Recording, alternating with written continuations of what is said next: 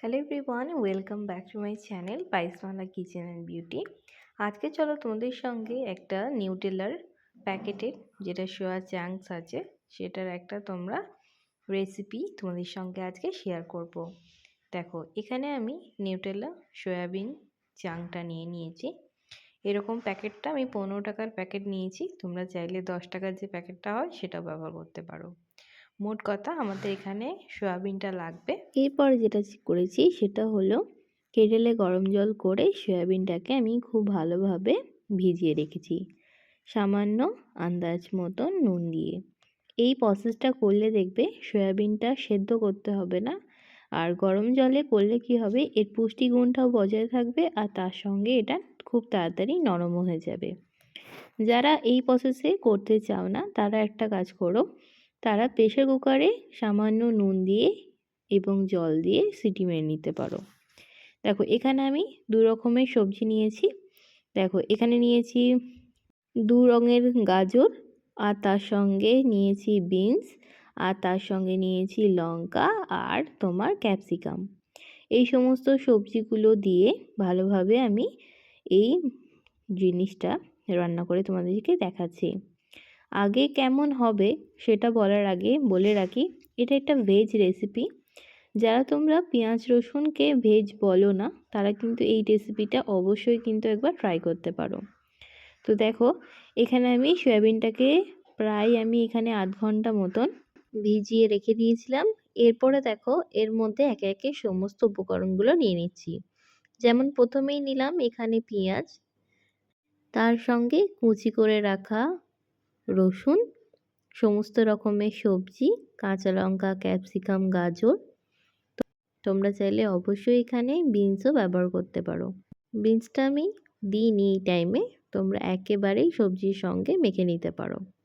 দেখো, এখানে কিন্তু কোনো রকমে টমেটো কাঁচা ব্যবহার করিনি, এখানে সমস্ত সবজিগুলো ব্যবহার করেছি। আর আমি একটা গ্রেট করা একটা আলু ব্যবহার করেছি, এটা অপশনাল, তোমরা চাইলে নাও করতে পারো। তো সমস্ত উপকরণগুলোকে ভালোভাবে আমি এবারে মেখে নেব। আগে যেহেতু সয়াবিনের মধ্যে আমি নুন দিয়েছি, নুনটাকে একটুখানি বুঝে তোমরা আবারও নুনটাকে দেবে। দেখো, এখানে আমি সামান্য নুন ব্যবহার করেছি, আর ব্যবহার করব আদা রসুনের পেস্ট।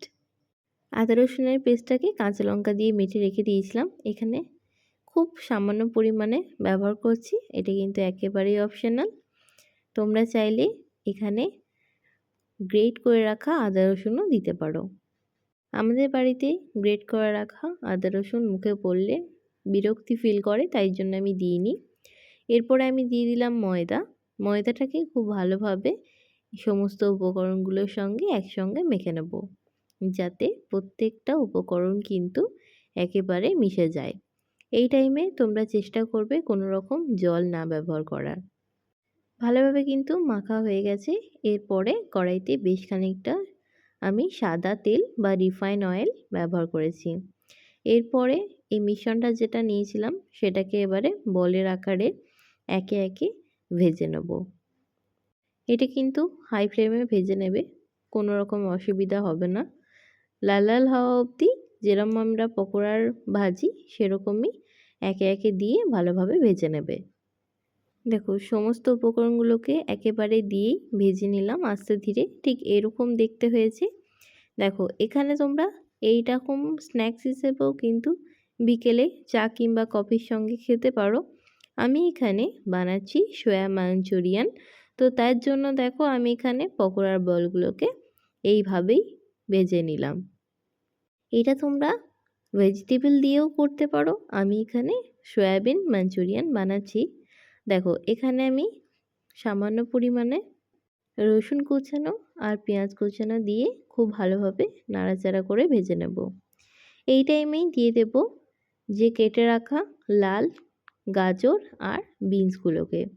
এটা কিন্তু তোমরা একবারেই অপশনাল, আর দেখবে যে কোনো চাইনিজ রান্নাতেই একটুখানি বিনস ব্যবহার করা হয়, তো আমিও এখানে ব্যবহার করলাম। তো তাই জন্য ভালোভাবে এটাকে নাড়াচাড়া করে ভেজে নিতে হবে, এটা কিন্তু মাথায় রাখতে হবে। সবজিটা কিন্তু খুব ভালোভাবে ভাজা হয়ে গেছে। এই টাইমে দিয়ে দেবো টমেটো কেচাপ আর সোয়া সস।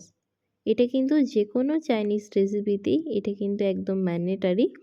তো অবশ্যই কিন্তু এই দুটো জিনিস কিন্তু স্কিপ করা যাবে না। সামান্য নুন মিষ্টি দিয়ে আবারও যে সয়াবিনের যে বলগুলো ভেজে রেখে দিয়েছিলাম সেটাকে নাড়াচাড়া করে নিলেই রেডি হয়ে যাবে একেবারে দোকানের স্বাদের মতন সয়া মাঞ্চুরিয়ান। কারা কারা এই রেসিপিটা কার কার সঙ্গে ট্রাই করেছো, যেমন ফ্রায়েড রাইস, চিলি চিকেন বা নান, রুটি, অবশ্যই তোমরা কমেন্ট করে জানাবে। এরপরে এই সয়াবিনের বলগুলোকে খুব ভালোভাবে ফুটিয়ে নেব। এখানে তোমরা চাইলে কর্নফ্লাওয়ার দিতে পারো, যেহেতু আগেই পকোড়াটা ভাজার সময় আমি ময়দা ব্যবহার করেছি তাই জন্যই গ্রেভিটা একটু থিক হয়ে যাবে, আর কিন্তু আমি কর্নফ্লাওয়ার ব্যবহার করিনি। আজকের রেসিপিটা কেমন লাগলো অবশ্যই তোমরা কমেন্ট করে জানাবে। আর আমার রেসিপি যদি ভালো লেগে থাকে অবশ্যই সাবস্ক্রাইব করে দিও, এইটুকুনি বলার। তো অবশ্যই একবার ট্রাই করো এইভাবে। ফুটে গেলেই আমরা সামান্য পরিমাণে ধনেপাতা দিয়ে নামিয়ে দেবো। বাই।